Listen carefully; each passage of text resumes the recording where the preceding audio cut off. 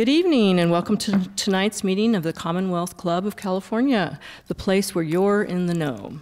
You can find the Commonwealth Club on the internet at commonwealthclub.org. I'm Sally Lehrman, Professor of Journalism and Public Interest and Scholar at the Marcula Center for Applied Ethics at Santa Clara University and your moderator for the program. This program is part of the Commonwealth Club series in Ethics and Accountability, underwritten by the Charles Travers family.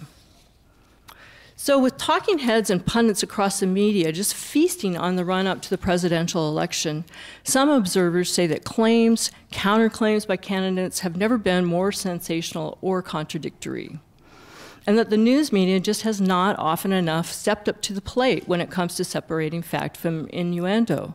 In fact, the Seattle Times has even jumped into the fray by running ads, free ads, for its favored candidates. Especially in an election year, but any time, what are the ethical guidelines governing print, online, and broadcast journalism that speak to truth? What should they be? And ultimately, how can we all be more discerning and better evaluators of what we see and hear? We're pleased to have with us tonight a high-level panel to discuss news media ethics and to provide some wisdom on how we can all be the best news media users. So let me introduce our distinguished speakers, all of whom I think have a very particular and interesting opinion about this topic. So Lowell Bergman is a distinguished professor in investigative reporting at the UC Berkeley Graduate School of Journalism. He is also a producer-correspondent for the PBS documentary series Frontline and a former producer for 60 Minutes, where for 14 years he produced more than 50 stories on subjects ranging from organized crime and international drug trafficking to terrorism and corporate crime. Lowell's career spans nearly 5 decades and includes stints as director of investigative reporting at ABC News and correspondent for the New York Times, where he received a Pulitzer Prize for a series on worker safety violations. Next, we have Carly Schwartz, who is founding editor of Huffington Post San Francisco. She previously worked as a HuffPo front page editor and news editor. Before joining HuffPo, Carly ran new media efforts for California Governor Jerry Brown's campaign, writing and editing the strategy, the campaign blog, and designing his original digital strategy. She has contributed to San Francisco Magazine, Patch, iMedia Connection, Center Stage Chicago, and the Hartford Courant, among other publications. And she was telling me how she was just on the hot seat today, getting ready, poised to take over the Huffington Post site if necessary, because of what's going on with the storm in New York. So. Luckily, she says it didn't happen. Phil Matier is one of the best informed insiders in the Bay Area. Phil and fellow journalist Andy Ross co-write a news column for the San Francisco Chronicle, offering scoops and insights on the Bay Area politics and personalities. He is also an analyst for KCBS Radio and CBS 5 television. Scott Lettieri, who jumped right in today, and we appreciate it, is an award-winning reporter for KGO Radio in San Francisco. He recently won a national Edward R. Murrow Award for Excellence in Broadcast Journalism, as well as 2 Mark Twain Awards from the Associated Press. He just aired a 4-part series entitled Sex Slaves, Innocence Betrayed, about the domestic sex trade industry. And I think that might produce some very interesting fodder for these questions tonight about how you discern truth, and then how you decide exactly what you air when it comes to truth. Lettieri also is a published author. His first novel, Sinner's Paradise, sold out its only printing. So please welcome all of our participants.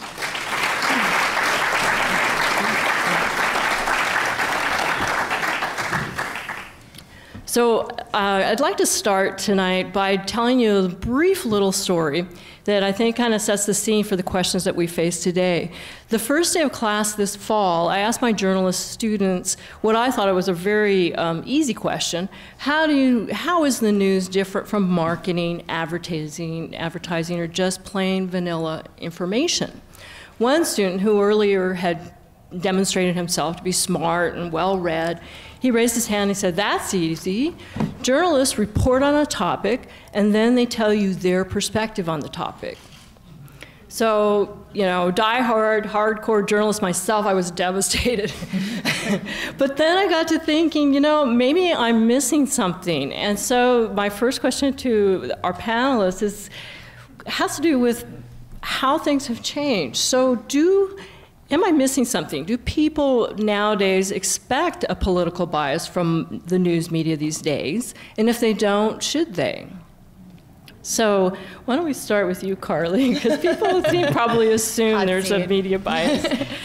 I mean, I think that it's true that journalism is kind of a supply and demand economy, and people aren't going to come to stories that are just kind of a list of the facts they can read in an encyclopedia. For that, I think that our role as journalists is to make things exciting and make people want to know what's going on while making sure that kind of every fact in there is accurate. And I think that it's unrealistic to assume human beings don't have inherent bias. So while it's very important to kind of explore every perspective, I think that it's, you know, the nature of news today is one that we want to bring people to and want to get people excited about. And I think presenting facts in a certain way kind of speaks to that. Okay, so and how about you, Scott? You're kind of from a more traditional outlet. What do you think? Should people expect a bias nowadays, a political bias? I think that the line between propaganda and news has really gotten smaller, and I think a lot of it has to do with the consolidation of the media. There are like 6 or 7 media groups that own the message, and that was part of the plan in the early 60s, I think, when a lot of the, how do I say it, corporate robber barons decided that they were going to own the message and own the other part of the culture wars, which was education, which I think they've kind of dismantled education, the education system as we know it, and bought in a lot of the media outlets. And you see this with Fox News, and you see this with, you know, a lot of the companies that own the radio stations and the TV stations. The company that I work for, Cumulus, owns 527 radio stations. When they came in, they fired half the staff. It's all bottom line driven. So I think a lot of folks in the last 30 or 40 years since, since things have changed, have come to expect, they really don't know the difference between news and propaganda. They see Fox News and Fair and Balanced, and they expect that there's going to be a point of view. When in reality, I'm a purist. I like to stay objective for the most part. I know that I'm going to bring in a lot of my own experience and a lot of my own life, you know, just experience. And but I try to get both sides, and I try to be truly fair. So I think it's a matter of educating people, letting them know the difference between, you know, a point of view and what is real journalism. So maybe it was a little unfair for me to use a hard word, a harsh word like bias. Let's examine the flip side of that, which is that we say we're objective and we're fair. So Lowell, do you want to jump into that one? Or should we expect, instead of bias, should we be expecting objectivity?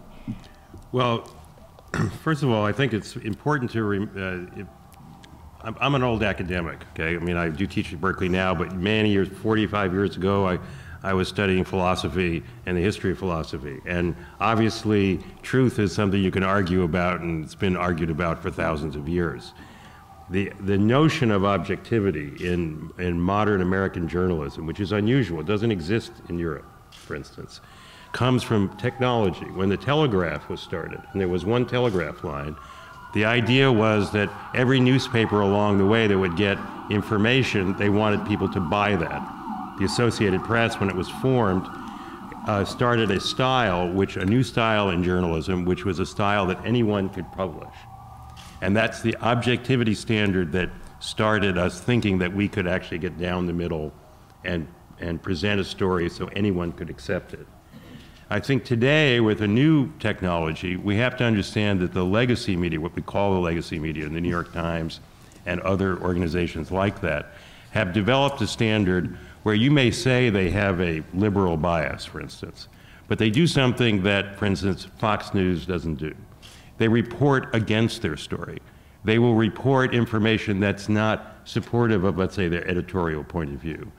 And what has happened today, and I think it's the area we really should be talking about, is what's happened in broadcast media over the last 20 years.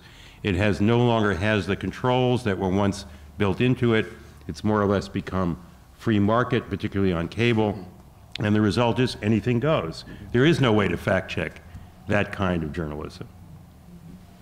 Okay, so I think that's an important comment that we'll pick up. I want to ask Phil to jump in, and because you now work in print and broadcast, right, and you are expected to be a commentator. So how do you divine this line between bias and truth, or objectivity, if you will? Well, objectivity in journalism is sort of this elusive thing that, as Lowell aptly pointed out, came with the AP and sort of flourished in America for a few years in the 60s and into the 70s, and then sort of evaporated with the advent of cable news.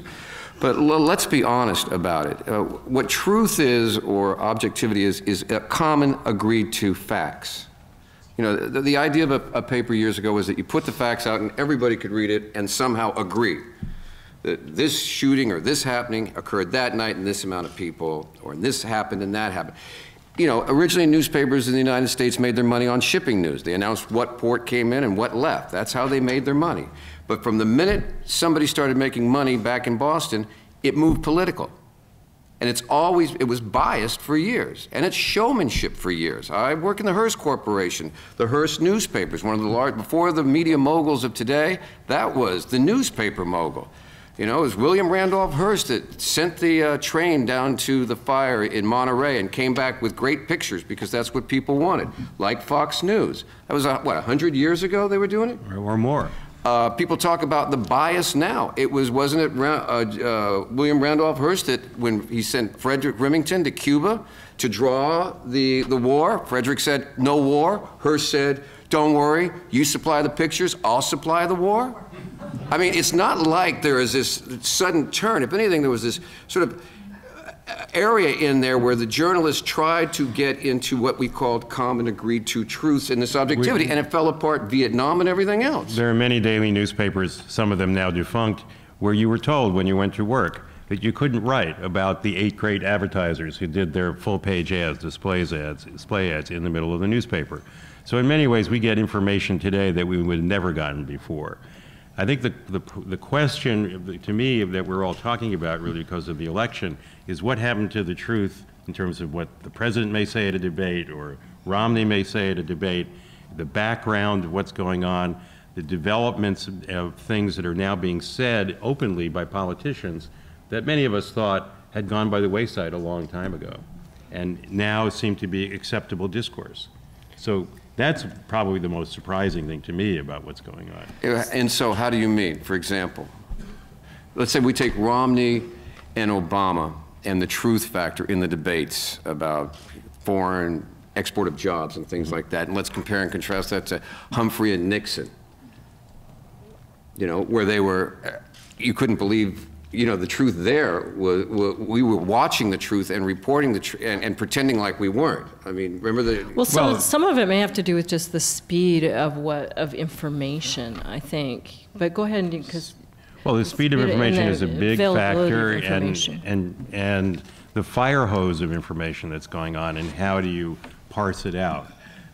You know, all of that's extremely difficult, and it's not made any... I'm in favor of actually going back to the regulation of broadcast news in the way that it was when I first got into it. They had something called the Fairness Doctrine. Right, and the right of reply. You couldn't attack somebody on the air in the United States, and this came out of the experiences primarily of the 1960s having to do with the civil rights movement and things that were said on TV. And it was understood that electronic media could really move the masses one way or another. So you had developed what was called the right of reply. The Supreme Court upheld that doctrine. It was wiped out in the mid-1980s by the Reagan administration, and it has resulted in all of that shouting and arguing and so on that you now may complain about, right? Combined with other rulings that now say you can buy as much airtime as you can afford. And the stations that have the license, the local station that has the license, I always find this very surprising. It's one of the most lucrative licenses in business that the United States gives citizens of the United States cede to an individual. You know how much it costs to apply for one of those licenses? $250. Every 8 years they can renew it for $100, and it doesn't matter whether they're making billions of dollars. So that's a fundamental problem that we have, I think, in terms of getting to someplace where we can control the fire hose. Yeah, I think getting back to your point, Lowell, of objectivity, yeah, it's a lofty goal, but it's an ideal, and I think it's always been part of the goal and the lexicon of American journalism. It starts with Jefferson. I mean, the point was when Jefferson was making his argument about one man, one vote at that time, and the Federalists who were like, no, we can't do that. He had a unique definition of man. We can't do that. No, Jefferson does, not me. I know, that's what I said. Right, he yeah, had a right. unique definition Exactly. of man, which was accepted then, and we would, so, Right, right. so But even the at point, the time there, people were looking the the other point is it was one person, one vote. Ideally, they wanted to have a full democracy. And part of that was having an informed citizenry. And, you know, Madison and one of the other guys said, no, we can't do that because people will fall for the first, you know, despot who comes along and promises them a tax break. So money was never really the ideal when it came to journalism. I mean, the first real broadcast news operation that made money was 60 Minutes.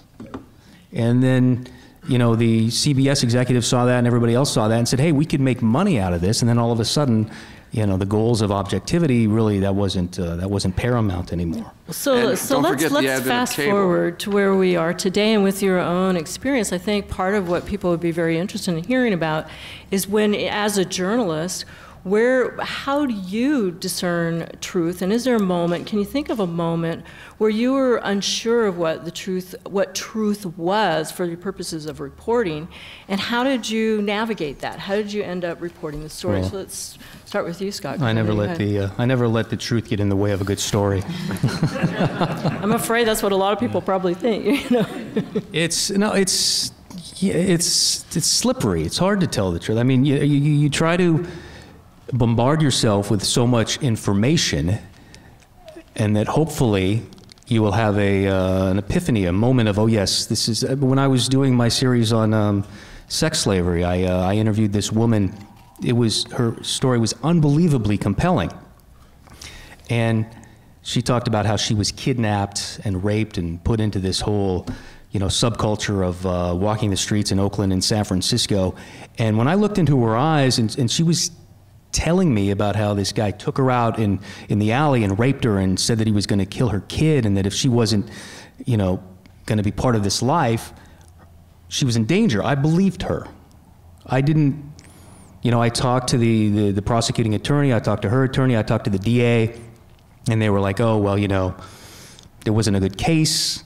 But it's instinctual on a lot of levels, I think, knowing the truth. But you also have to do your homework. You also have to get in there and in the trenches, dig and talk to a lot of people and do a lot of research. I think, and that's also a responsibility of the citizenry, is to not just watch TV and try to get your truth from that or one radio broadcast. You have to read magazines. You have to listen to NPR or watch PBS and maybe tune in Fox News just to get the other perspective of the other side. And the truth lies somewhere in there. And I think it comes out eventually. I think there's also a difference between putting out all sorts of truths and choosing which truths you want to put out there, especially working in, you know, 24-hour online media. It's a lot like broadcast news, and then it never stops.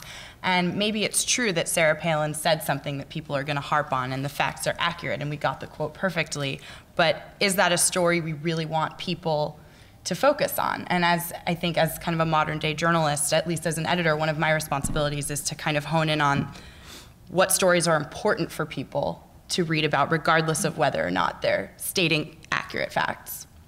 So that gets to the point of when do we report, how do we know when to report something and when do we hold it back, either because we're not sure it's true or for some other reason. So let me ask you, Lowell Bergman, was there a moment where when it was very difficult to report what you had discerned or had discovered to be true in your career?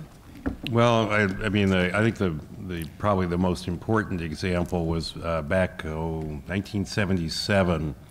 A group of us who used to work at Rolling Stone magazine here in San Francisco, and it moved to New York, and we were all fired. And so what are we going to do? Where are we going to work? We set up something called the Center for Investigative Reporting, which still exists, and it's actually bigger than ever.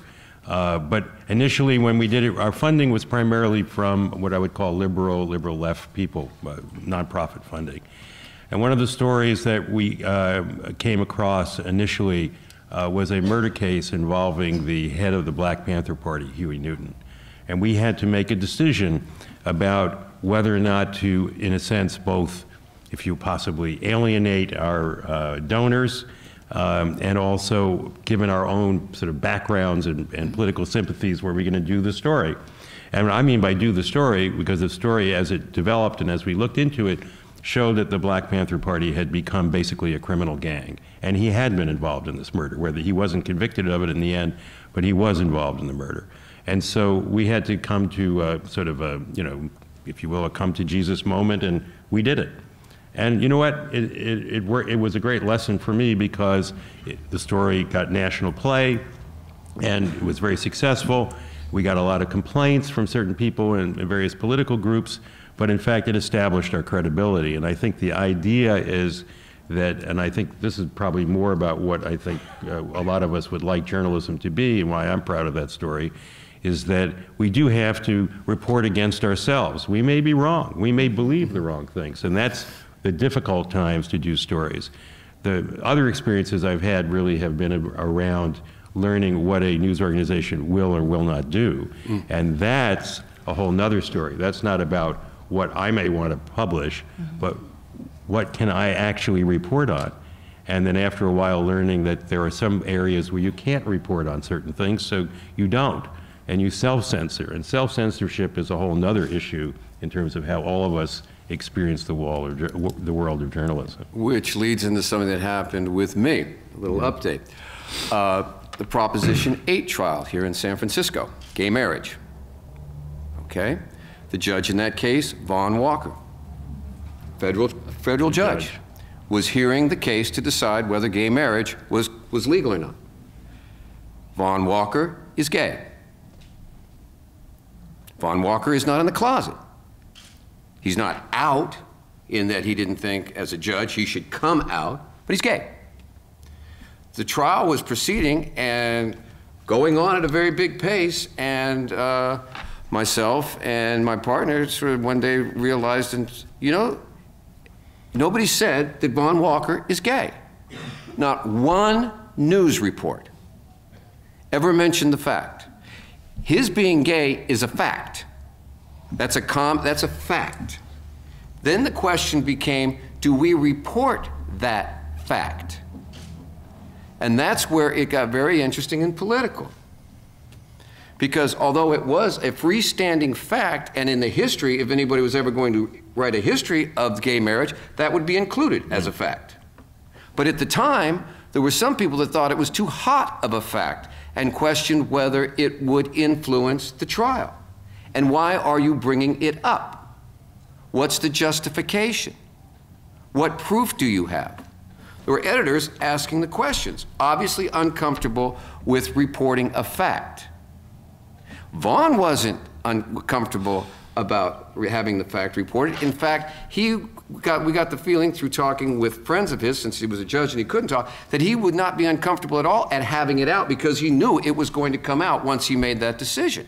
It's always better to get the facts out in front, right? But there was a resistance, I will say, by some editors to have that fact out, and how it would look for the paper to have published that fact, and it did raise questions. But Ward Boucher, the editor there, said, it's a fact, it's going to come out, let's just do it and get it done with. And that's what we did. And there was blowback, why are we reporting this, that, and the other thing, and during the appeal, it did come up as a fact, and as a question about Vaughn. And so there is a question of, it could have been censored. They could have said it's just not relevant because it's a politically hot one, again, on that front. And there were all kinds of things, or are some things still, but there were all kinds of things that we now take for granted that were not reported, at least when I started out in the news business. You just didn't report them. Well, let me ask Harley, because you're in this kind of fast and loose online environment, are there areas where you are more cautious about reporting what you know to be facts? Absolutely. I think the hardest skill I've learned in working at the Huffington Post is patience.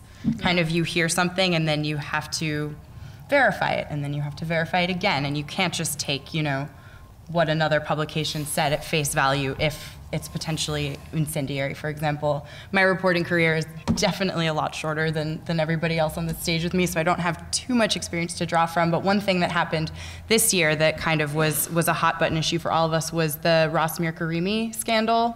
And my lovely potentially formerly lovely former supervisor was accused of domestic violence, and I was, you know, openly a fan of his and had blogged in his favor in the past, which is another issue, is when you're running an opinion website that also doubles as a news website, when do you kind of step back? But we can get into that later if you want. And it was difficult to kind of digest everything that was going on, and especially with the Huffington Post mentality of you just have to get the story out as fast as possible. You have to, you know, be the first thing that comes up when you Google it. I actually made a concerted effort to take a step back and let things sort of unfold for a few days, much to, you know, the disappointment of my editor back in New York, who was kind of saying, get it out there, get it out there. And what I eventually ended up doing was kind of painting it from start to finish, and you know, I angered a lot to but it, you know, worked out for the best. That's what we do. Yeah. I'd like to ask Lowell and everybody a question. Okay. Actually, Phil, let me remind everybody that we're listening to the Commonwealth Club of California radio program. We're discussing ethics in media and how the public can better evaluate what we read, see, and hear. Our panelists are Lowell Bergman, Distinguished Professor in Investigative Reporting at UC Berkeley and producer-correspondent for the PBS documentary series Frontline; Carly Schwartz, founding editor of Huffington Post San Francisco; Phil Matier, columnist for the San Francisco Chronicle and commentator for KCBS Radio and CBS 5 Television; and Scott Lettieri, KGO radio reporter. I'm Sally Lehrman, professor of journalism of the public interest and scholar at the Markowitz Center for Applied Ethics at Santa Clara University. Now, Phil, go ahead and ask the question. Thank you. Lowell, do you think that 50 years ago, 40 years ago, we would have reported Monica Lewinsky? No. Okay, that would not have gone out. No. Okay. Didn't go out. Didn't go out. Didn't go out with past presidents. No, right? you had to fall in the you know, the Potomac with your mistress in order to get that information. Or in the basin, the tidal basin, right? Right. You had it, or she had to take it all off for Playboy, right? Right. But that, I thought, was, and I'd like to get your opinion on this, a turning point, because we went from broadcast news, which was theoretically, at least, as he pointed out, we supposedly own the airwaves as the public. Right. So there was a public right for information back and forth. Cable changed that. That became privately owned. Do you understand the difference? Cable, that comes in, that's they pay for that line, whatever they put on it, they're free from restrictions. Monica Lewinsky was a shift point, because up till then we had CNN and all these news organizations, and they had bureaus around the world, and they were trying to make a buck and report news. But Monica Lewinsky was a solid year where all you had to do to get a number and to get an audience and to get it happening was to have one person at, say, the Capitol and one person at the White House and throw out the latest rumor and have them scream back and forth from each other within a distance of 2 miles, and then have people comment on it, right? It was rumor after rumor, and then 20 minutes, and that's become the pattern we have now. Throw a little fact out from someplace not very far from wherever you are, a presidential speech or something like that. Forget that there's a place called Mexico, forget that there's South America, forget that there's any place else. Just keep it limited, it's cheap, and then you have 4 voices screaming at each other for 20 minutes. I can only imagine if Monica Lewinsky happened in the age of the Huffington Post. I mean, it would be shock, Monica Lewinsky sneezed today, and everyone would scramble for it. I mean, so it is a supply and demand thing. So you're longing for the good old days when that didn't happen? I mean, the news has always been about what people want to hear. And then there's a lot more news sources there are now than there were 40, 50 years ago. And there was a good old boys club. Yeah, there is a competing ethic in the news business, which is not to get it first, but to get it right. Mm-hmm. And that's the part of the news business that gets beaten down, because it usually means either lower ratings or less sensational or et cetera. But it also generally means the development of information that isn't apparent immediately to you. You know, if we're going to talk about truth, that's one of the sort of the word truth, and again I go back to the philosophical background of it, truth is not what's immediately apparent to you, it's what's behind it. And the degree to which we can do that in the news media, I think that's how we justify our public role and a lot of the Supreme Court and other decisions that give us special privileges. The problem is when the commercial side of the news business is just interested, as many people believe, in selling newspapers or getting viewers. And how do you do that? You do that with sex, death, and violence. It's an old formula way back in... Or food and a dog. Right. So this gets back to one of our audience questions, which is, as reality television and sensationalism become even more present, how is journalism affected by this increasing need to shock and awe? I mean, do you find that, for instance, Scott on KGO, where you've got a long tradition of reporting the news, is there pressure now to shock and awe? That's a good question. We really don't have the luxury to go after something as lofty as the truth. You know, it's about, we have deadlines every half an hour. And we try to get as close to informing people as we can. We have, you know, solid journalists that get out there and do the best they can when it comes to getting the story. We have some talk show hosts that think that they know the truth. And that's a whole different thing. About the sensationalism of KGO, not so much. I think that it's really about the bottom line. And the company that owns KGO is worried about ratings, but blood and guts and sex and Monica Lewinsky isn't really a huge factor when it comes to building our audience. I think it's also a matter of how do you inform the public if the public doesn't want to hear it. So we have a joke at Huffington Post where you'll come for the cute puppy slideshows and you'll stay for the tax policy, and we call those the eat your veggies pieces. And I used to get in big trouble when I was a front page editor and I would, you know, delete 5 out of the 6 Donald Trump hair stories on the front page because only one Donald Trump hair story would suffice that day, and our clicks would go down, sure, but I like to believe, and maybe I'm an idealist, that just maybe 1 or 2 of those readers who came for that one Donald Trump hair post that was up stayed to read about, you know, the debt ceiling. So it sounds like we are moving more toward an age of sensationalism. So one of our questions here is, there is all this sensationalist reporting out there. How are we to figure out, how are we to make decisions about things like elections? So what's your suggestion, Lowell? What's your my advice? suggestion, well, let's see, 2/3 of the people who are eligible to vote are registered, right? And a smaller percentage of them 50% of them, if you're lucky, you'll turn vote. up. And then, you know, so what are elections in this country, and how do you expect people to make decisions? I mean, I personally, I see the decline in the public education system in the United States, in this state, since Proposition 13, means you don't have an informed electorate. I can tell you that graduates of UC Berkeley, people who enter the Graduate School of Journalism, we in many cases have to do basic civics classes. You talk to the judiciary here in San Francisco and you ask them about kinds of questions, or lawyers that they get asked by reporters, they often say the reporters don't understand what's going on. Mm-hmm. So if you're going to, it's a choice that the voters have made in California to defund the public education system, and this is what you get as a result. There was in the wake of World War II, aside from the GI Bill, a popular feeling that the population of the United States should become more well-educated. We built the greatest college and university systems in the world, and we had great school systems. We don't have that anymore, particularly in the public realm. And so, what do you expect the electorate to decide? If they don't have the ability or the tools to discern what is true and what is not on a basic level, then I think we're just complaining about something that is a fact. So at the same time, it doesn't sound like we're helping a whole lot by just going to the lowest common denominator, which is what a person suggests. Out here, it sounds like the media has deteriorated to entertainment. We've always been entertainment. What say you? We've always been entertainment. Again, I mean, think back in your lives. We've always been entertainment. the sensational... Astrology in the newspaper. What? Astrology in the newspaper. Right. Let me tell you. Back when I was a much younger reporter, I was on the night desk one day, and we screwed up the horoscope. They got more calls than you would ever imagine. It taught me a big lesson about the readership, okay?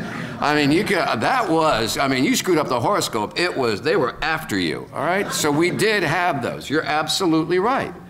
We've always had the sensational trials. We've always had the mudslinging. You know, look at the past presidentials. It's always, the paper says, everything gets boiled down to a slogan. Well, what was Tippecanoe and Tyler too? You know, it's a part of America. It's not necessarily pretty. We've always, given a choice between watching a presidential debate and a chipmunk water ski, chances are more people are going to hit the chipmunk water ski. It's shorter, it's more entertaining, you don't feel like you got your mental pocket picked, okay? So we go for that. We always have. It's difficult now is that also in conjunction with this is we're being asked to decide on bigger questions than we used to. You know, you're going to go to the ballot in the next, there's what, 10 propositions from the death penalty to school taxes to labeling of food. All these things are being thrust at you, and you're supposed to be informed on it, and it's tough because you're just getting hit with these ads, and those ads are quote unquote true. Because if you take the ads apart, they're true. Each little fact might be true, but they just leave out all the others. So and a lot of people's perception also of news and sensationalism is, for us, it's a little interesting because they think the 6 o'clock news is the same journalism as Entertainment Tonight, because it's packaged the same way. Towards Jon Stewart and Jon Stewart. So how do you take that lowest common denominator and get them excited about issues like food labeling? That is a real difficult thing to do, because one of the other things I've learned over the years is that people, like it or not, your truth is what you bring to the table often on an issue. It's like, you know, I remember years ago, you know those in astronomy where they have the constellations, and they make it like they pick a couple of stars and they draw lines between them, and then they superimpose somebody carrying a goat or something. I couldn't figure out how they got that. But that's kind of like how people approach things. You got your belief system, that's your quadrant, you lay it over what facts you believe, and then on top of that is that picture you draw, and that's called the truth. And that's why you can have two different people watch the same thing and walk away with two completely different, what they heard, what they saw. That's human. So when we say, can you deliver the truth to that person, but not to that person? How about you, Scott? How do you cut through the, paddling chipmunks and the flashy photos in order to get people's interest in what we know to be serious issues? You have to be a storyteller. You have to figure out how to tell the story. I mean, and you have to do it in a way, yes, that's entertaining and that is perhaps compelling and will keep people's attention. But that doesn't mean that you have to be,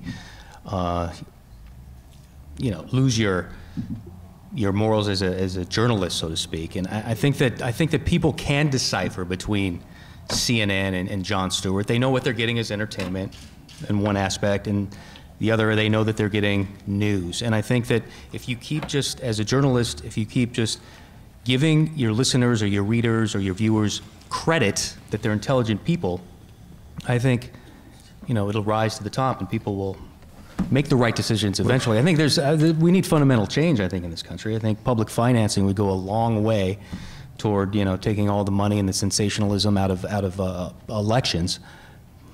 And, I think that's part of it. But I can only do what I do and hope the message gets out there and not really worry so much about all that other stuff. So, Carly, let me ask you, because this gets to what one of our audience members was asking. How do you feel about the idea that so many people, young people today, say they get their news from The Daily Show? I don't think people give The Daily Show enough credit. I think that Jon Stewart presents things in a very interesting way, and I learn a lot when I watch The Daily Show. I think it's supplementary. I don't think it should be the only form of news, but I think it gets back to one of the questions that was on our prep sheet for this panel. How do we absorb our own news? I think you need to pick and choose, and I think that there's so much out there that if you can watch The Daily Show one night and then go read an amazing Center for Investigative Reporting, piece on the impacts of Prop 30 and Prop 38. I mean, that's how I'll get my news. But I think, the fundamental question is, how do we appeal to that lowest common denominator? And I think, hey, if I find out someone's watching The Daily Show instead of watching, toddlers in tiaras, I think that's a good thing. I agree. If somebody's getting their news from The Daily Show or watching The Daily Show, chances are they're informed or want to be informed. The trick is, how do you get the Jersey Shore crowd? I mean, okay, we chuckle at that, but we always talk about, we want to bring everybody to the table. Do you really? No, because on the other hand, you say, well, no, we want it all to be thoughtful and deliberative. Well, no, I'm sorry, but 75% of the world isn't thoughtful and deliberative. They're busy doing a lot of different things, and you want to get them to the vote. Maybe it's some sensationalism, maybe it is. It used to be signs out on the street. In San Francisco, we used to have the signs up. It was election time. Everybody got excited. Everybody debated. We've kind of tapped it down for a while there. We toned it down, and everybody got deliberative rather than debate.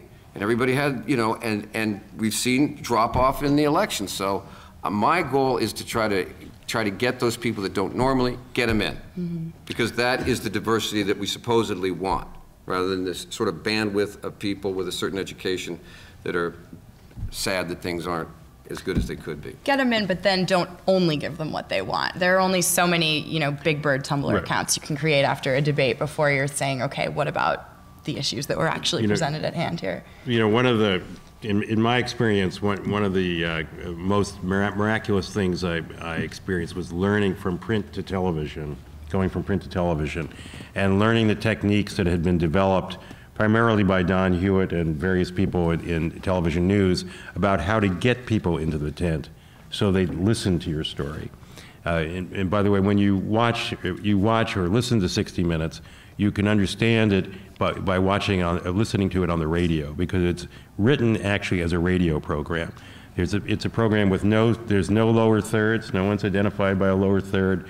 You can get up when you're watching it on Sunday and go to the bathroom or the kitchen or and listen to it and still follow the story and sit down. It has a certain formula to it, which you're used to. It's almost been inculcated into the American subconscious. And a lot of information is imparted in a lot of those stories. And right now they're down with all the commercials. They're down to 12 minutes and 20 seconds for a particular story. When I first went there, it was 14 minutes and 50 seconds. So we've lost a lot of content production, but it's still very good at what it does. And so we have a lot of techniques for doing that have been developed on a mass level in this country. The problem, I would say, is not us. It's not the journalists, really. It's the audience, and what the audience is prepared to understand, what the society wants the audience to know. And until we have a real political shift around that, I don't think things are going to get a lot better. Well, let me stand up for the audience here for a minute. I think that what is our responsibility in this turmoil of information, sometimes getting to the lowest common denominator, has the responsibility of journalists changed? Can we just, it sounds like to some degree, some of you are just writing off your audiences. Well, so is there another way to think about what journalists should be doing? We want a huge audience. Right. But the reality is the reality. If a man who is about to be president of the United States says, let's get rid of PBS, and that he actually says that, and there's a paucity of broadcast information or quality broadcasting or children's programming, all the networks promised that they were going to do lots of children's programming to the federal government in exchange for selling bandwidth and making billions doing other things. They've never done it. So for now, if there be a acceptable public comment that we should get rid of even what little public broadcasting there is, and there's no sort of mass uprising against it. That's silly. That's the state of the argument. That's where the audience is at. Question: when you're talking about the transition from newspaper to television, which is probably one of the biggest. It was newspaper or print, broadcast television. Now internet. When you were doing making the move and into 60 Minutes, when you were doing 60 Minutes and television, what was the gauge, or what was more important, the emotion that you were transmitting from, let's say, an interview, the dramatic moment, or the facts? Well, there's no question that television is a lot better at emotion than it is at facts. But you do the emotion to have people sit down and listen to the facts. So I had many arguments at 60 Minutes where I would do a story which was a very moving story about a woman, for instance, in Guatemala who was on a hunger strike, and her boyfriend or lover who was a guerrilla who may have been killed or tortured. That was a very moving story in itself.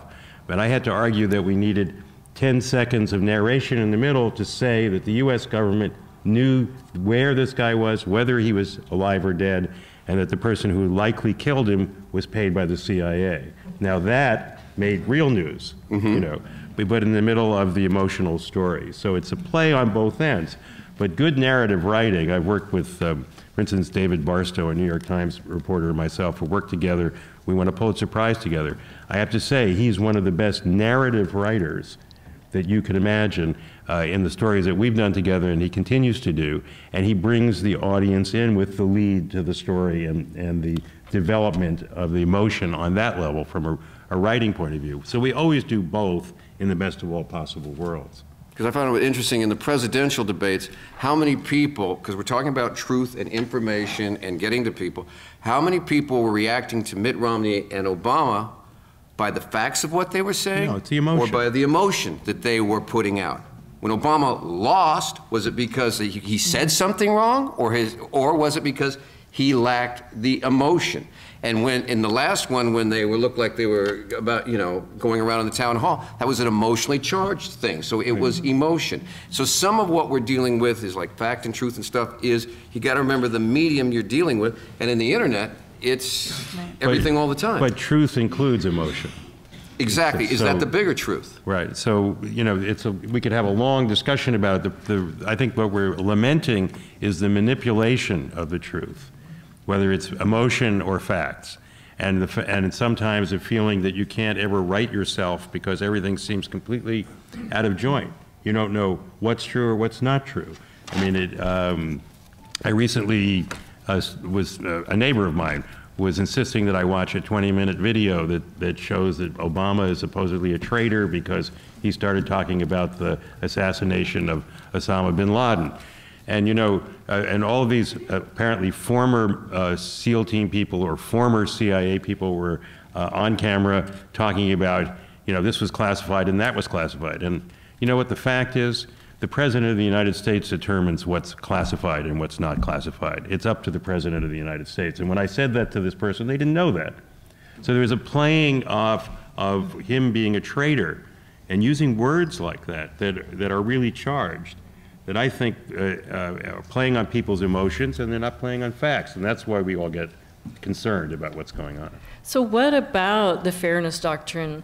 One of the audience asked, how could the fairness doctrine work with cable and internet news, especially cable? So anybody want to take that one on? Well, I mean, just maybe a little bit of history. The fairness doctrine and the right of reply primarily come out of the early 1960s, when the White Citizens Council in the South took over various television stations, the news departments, and they delivered the news on the air. And that resulted in various challenges to the licenses. And from that, a legal doctrine developed that said simply, you have the right of reply. Now, it got very complicated also because there was equal time rules related to elections and so on. So it became cumbersome and very difficult to apply to cable because it's not a public license. But how would it work today? In a political context, how do you judge the fairness doctrine? I mean, like if you're listening to Rush Limbaugh for 3 hours, would that mean that you would have to listen to Bill Press or somebody else, or how would that work if we were to reinstitute the fairness doctrine? Well, it depends on if you have to go back and read the rules. It depends on what the nature of the attack is. If it's an ideological debate and you're talking about ideas, that's one thing. But when you charge somebody with being, let's say, a communist or a socialist or in a pejorative way, then that person has the right to equal time. And by the way, corporations used it when I was at ABC News early on in my career. The number of times the network gave various corporations the time, free time, to reply. to allegations that were made in news reports.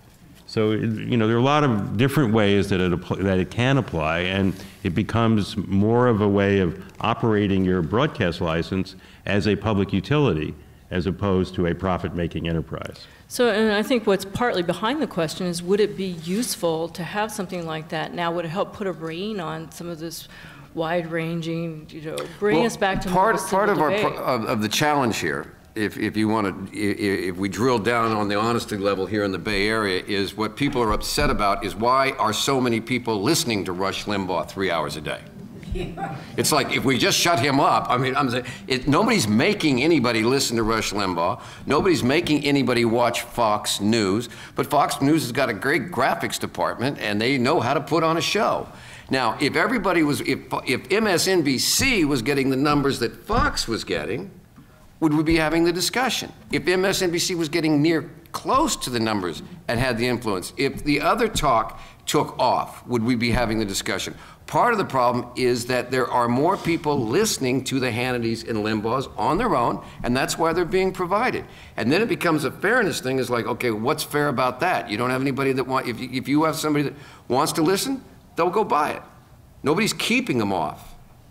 It's just they haven't come up with a model that gets them on. So it's driven by money, by the dollars, by advertising revenue, instead of the public airwaves being the public's to provide a service and to provide this information and this news. I mean, it used to be that you have to, you know, within your community, you would have to like do broadcasts on what's going on with the weather if you were in the Midwest. Stations or sports stations or everybody had to have a newscast. That was part of it too. You had to, and you had to have on Sunday mornings. It was difficult sometimes to listen to, but remember they had, you know, community affairs programs. You had that vegetables. They were served up on Sunday mornings or 2 o'clock in the morning, but everybody had to do that. But yes, they cut it, as Lowell aptly pointed out, in promises for I will gladly play you double Tuesday for that hamburger today, we seeded that. So is there some way that the public can put pressure on you and on the news media environment more generally to try to get back to the meat and vegetables if the fairness doctrine isn't the right approach? Well, it doesn't appear to be in the offing. I mean, there's no appetite, neither the Obama administration or any recent administration has suggested that the media be told what to do. And the great fear in Washington, and you see it in the way politicians talk, is angering the media in some fashion, or showing weakness in various ways. So there isn't an honest debate really about a lot of questions, and the public doesn't get very much information as a result. PBS's Frontline, with whom I work, is the last documentary strand of programming on broadcast television, regular strand of broadcast documentaries of any length. There is no other one. There are documentaries done on cable, but they're generally lower budget and usually much more sensational. So where do you go to get a mass audience go to get their information? So Congress isn't about to increase the budget of PBS. It'll be lucky to survive the next couple of years. So I think these are political questions that we have to wait for people to get angry enough to do something about. It's interesting because we couldn't even afford really great investigative reporters until we had built a foundation of, you know, amazing click-worthy kitten slideshows. And then we got the resources to hire, you know, Tom Zeller from the New York Times, who's one of the best environmental reporters out there today and is uncovering, you know, all sorts of crazy stuff with the Keystone Pipeline and with fracking regulation and whatnot that no one would have ever been able to get from our pages before. So are you getting the clicks on that? I mean, how's the audience pushing you? Which direction? I mean, we have the real estate for it. I'm not the green editor, so I don't know what our clicks are on those particular stories, but I think if we frame them in the right way, we'll at least get people to, what is this? Okay, maybe I'll read a little bit more, you know? And I think that it's hard because without money and resources, we can't do that, and without an audience, we don't have money and resources. So where does the vicious cycle end? Well, it's always been a balance, and hopefully we keep a balance, but it is getting tighter. Right? It's getting tighter. It's getting tighter because of the economics, and as Lowell points out, yes, Frontline is the last bastion, but these days, a lot of times when you turn on PBS, you're not even getting what you got on PBS a few years ago. I mean, I'm getting doo-wop shows, and I'm getting, what was it, Dyer, if he's selling me one more thing, or it's like infomercial time half the time on PBS. Right, or British Mysteries. It's like, what? It's disintegrating because of there's a long history to that as well, but it is disintegrating, and you know, KCET left PBS. They couldn't pay the dues for certain broadcasts. There is going to be a new form and new outlets that present you with quality information. How that's all going to happen is still in process, and that's the crisis right now, in that transition period when you go from one to the other. Just as a minor reflection, go way back, I started out with hot type, when, you know, the famous Linotype machine, if you remember what it is. Most of my students don't even know what a typewriter is. And you know, they're super hipster and cool, don't worry. And half the newspapers, after the newspaper strike in New York in 1963, half the newspapers went out of business in New York, in New York City. The substitute was television news, because the afternoon papers went out of business. So, because advertising went there. So in the end, television news got better for a while and started doing more things and got more content to it.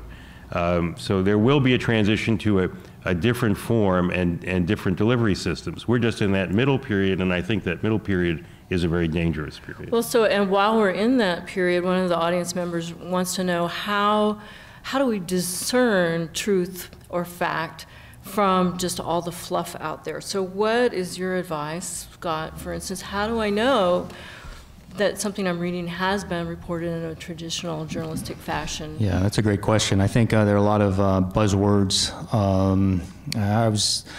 Took a seminar when I was in college for Pacifica, and they had their buzzwords like guerrilla, it was freedom fighters. I can't think of any other examples, but when you're reading or when you're watching something, what's that? Choice, abortion. Right. You have to, I think, just look at the source and look at where they're coming from and watch the questions. What the questions, if they're leading, if they're softball questions, if the person's going to hit it out of the ballpark, or if they're really probing, digging questions that make the person uncomfortable.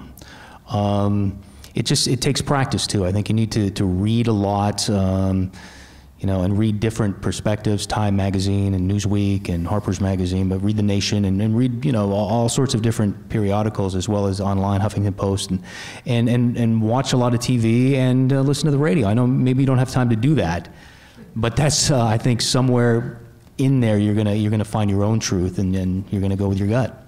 I think within... Yeah, Carly, I was going to ask you, because when we're reading blogs, how do we know that this blog is actually based on information or facts as opposed to opinion?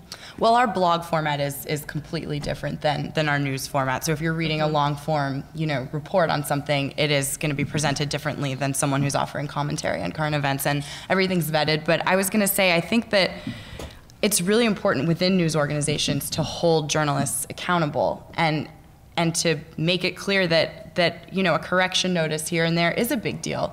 When I was in journalism school, we would get an F if we got one fact wrong in any given report. That would be, an A- in any other subject. But they wanted to make it kind of mirror the standards of what a real life career in journalism is. If you get a fact wrong, you fail. You've failed your audience, and you've I've killed somebody. Well, so this gets me to the last question of the evening, which is kind of that A- question, which is, have you ever had to own up to getting a fact wrong, and what did you do about it? We'll start with, Scott's still thinking, so we'll start with Lowell. He knows. Well, I got it wrong. I should say, we did have a fact checker, and it got past the fact checker. But it was Senator Paula Hawkins, who I had done a story about back in the mid-1980s, and she had gotten serious cancer after a couple of years later, and I remembered it was very serious. She didn't run for re-election, and I guess I assumed that she had died, so I called her the late Paula Hawkins. It got past the fact checker, and it ran on Frontline. And of course, right after the film was broadcast, her husband called up, and we ran a correction. But you know, corrections are actually important. And let me just say, I know we're running out of time. It's very difficult, particularly in commercial television, to run a correction. So they're very, very reluctant to spend airtime correcting what they've done. What the New York Times does every day is, when they do corrections, very unusual in the media business, but it's very, very important. I think there's a sense too that you know, once it's in the airwaves, in the ether, it's gone. You know, and it's No when way it's to pull it when back. it's on print, or when it's in print and it's there on the newspaper, it's there forever. So it's there. You know, we'll get facts wrong a lot. You know, in the heat of battle. And sometimes our editors will be, oh, don't worry about it, you know, unless somebody calls. Can you think of an example, you personally, where you... Well, a couple years ago, the shooting in Oakland, when 5 police officers were shot, I was one of the first reporters on the scene, and I was getting word that all 5 had died, and I reported that, but only 4 had died at the time. And a lot of reporters got that wrong, but I felt terrible about that, because, you know, people's families are listening. We corrected that the next day when the guy ended up in, the police officer ended up in a coma. He eventually ended up dying, but yeah, that was a hard one. How about you, Phil? Yes. You get facts wrong, you do have a high volume, you're going to get facts wrong. You get parking tickets too. Hopefully they're not fatal. You try to avoid the head-on collision. As for what you do in this crazy media world, just remember, when you're watching, when you're reading, when you're hearing, just keep one question in your mind. And that question is, says who?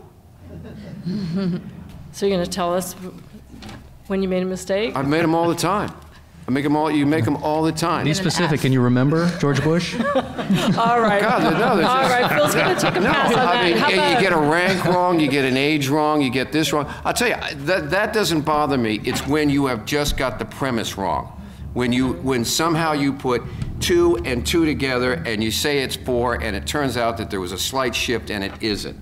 That's where you really find it, and that's where newspapers and news organizations really get tied in a knot, is when it's the premise was just off and you didn't have all the facts and there was something else out there that you didn't know. It's not that you got something That's wrong, the you just didn't devastating have it. one. Yeah, it's when the media goes out of control and everybody assumes the breaking story is true and they go with it. And, Right. And this was true, for instance, in the recovered memory epidemic, where people were saying they were molested. And remember the McMartin preschool case, Like right? Gabby Giffords, how many people reported that she was dead? We had our obituary drafted, but it was in draft. So Carly, what's your example?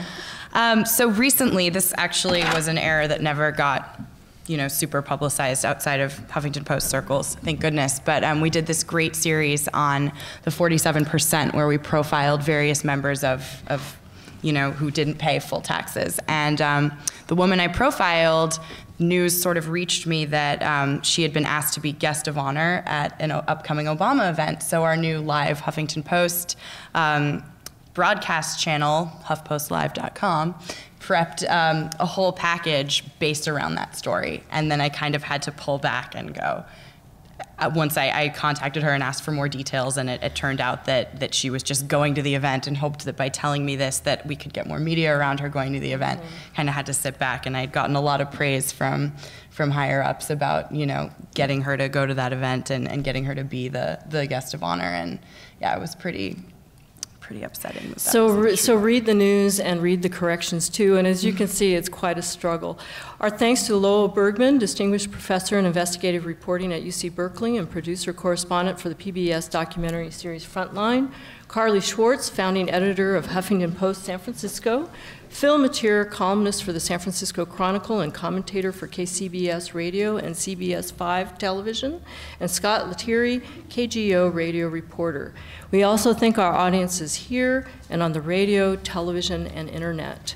This program has been part of the Commonwealth Club's high-profile series in ethics and accountability, underwritten by the Charles Travers family. I'm Professor Sally Lehrman of Santa Clara University, and now this meeting of the Commonwealth Club of California, the place where you're in the know, is adjourned. Thank you.